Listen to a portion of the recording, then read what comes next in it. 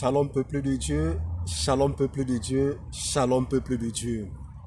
Je viens par cette sortie juste pour t'inviter et pour te rappeler notre magnifique programme, un programme de puissance, un programme de connaissance, là où nous croyons et nous savons que par les bienfaits, par la miséricorde d'Elohim, la présence de Dieu sera manifeste et tangible au milieu de nous.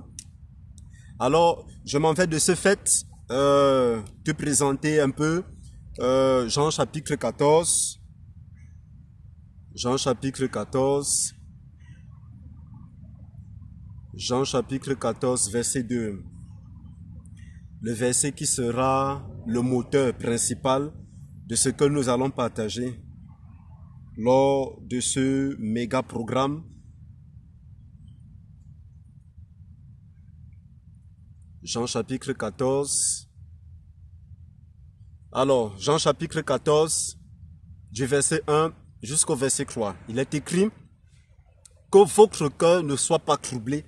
Vous croyez en Dieu, croyez aussi en moi. Dans la maison de mon Père, il y a plusieurs demeures. S'il en était autrement, je vous l'eusse dit, car je vais vous préparer une place. Et si je m'en vais et que je vous prépare une place, je reviendrai et je vous prendrai après moi, afin que là où moi je suis, vous soyez aussi. La question formidable que beaucoup de personnes se posent est la suivante. Est-ce que tous ceux qui ne croient pas en Yeshua HaMashiach iront scripto sensus en enfer?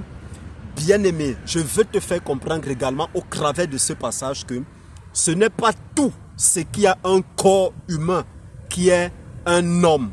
Tu me comprends? Le corps n'est qu'une enveloppe et l'enveloppe peut cacher beaucoup d'identités. Je reprends. Le corps que nous avons, ce n'est qu'un mobile, ce n'est qu'un moyen par lequel nous pouvons transiter sur la terre. Et tu dois donc comprendre que la véritable identité d'un individu, c'est ce que cet individu a au fond de lui.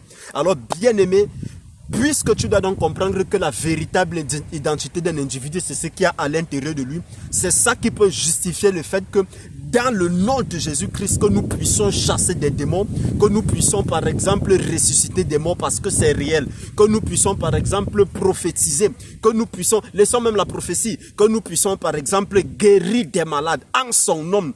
Qu'est-ce qui est en toi? Beaucoup de personnes ne comprennent pas le mécanisme qu'il y a derrière le chassement des démons. Parce que vous allez voir, voici les signes qui accompagneront ceux qui ont cru. À mon nom, vous chasserez des démons. Ce n'est pas tout le monde et ce n'est pas parce que tu as lu ce passage biblique que ça veut dire de toi que tu peux déjà aller chasser un démon.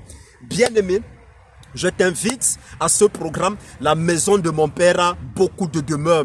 Achia, Yetira, Beria et Achilut, quels sont les différents degrés spirituels lorsqu'on parle en termes d'élévation et lorsqu'on parle en termes de demeure?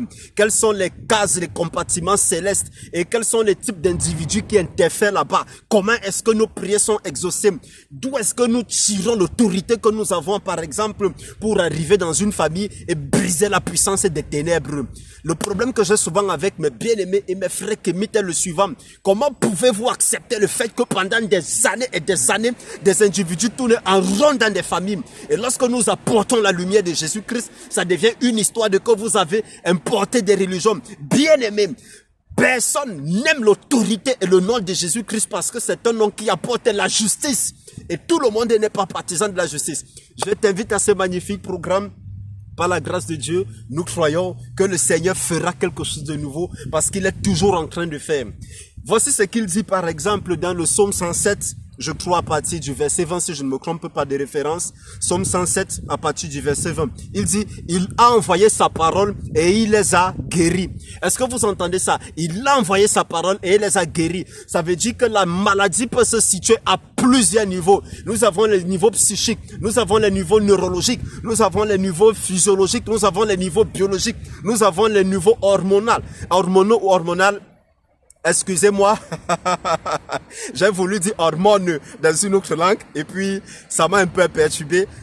Bien-aimé, je veux te faire comprendre que le Seigneur est le même hier, aujourd'hui et éternellement. Il gardera toujours sa fidélité. Ses différents attributs de miséricorde n'ont pas changé et ses attributs divins sont toujours les mêmes. Et nous croyons que par la puissance du Mashiach, nous avons la possibilité d'amener en lumière ce qui est dans les ténèbres. Sois mon invité le 27 juillet. À partir de 17 h. Tu peux te connecter en ligne, tu peux également nous aider dans le travail que nous faisons en partageant la vidéo afin que une personne ou deux puissent être bénies par ce méga programme, par ce programme de puissance, par ce programme de rafraîchissement, un programme où plusieurs qui ont perdu leur amour au Seigneur vont retrouver leur amour, un programme où tous ceux qui ne comprennent pas les enjeux du monde dans lequel nous nous trouvons pourront bien comprendre. Shalom, shalom. Shalom, shalom, sois béni bien-aimé, sois béni.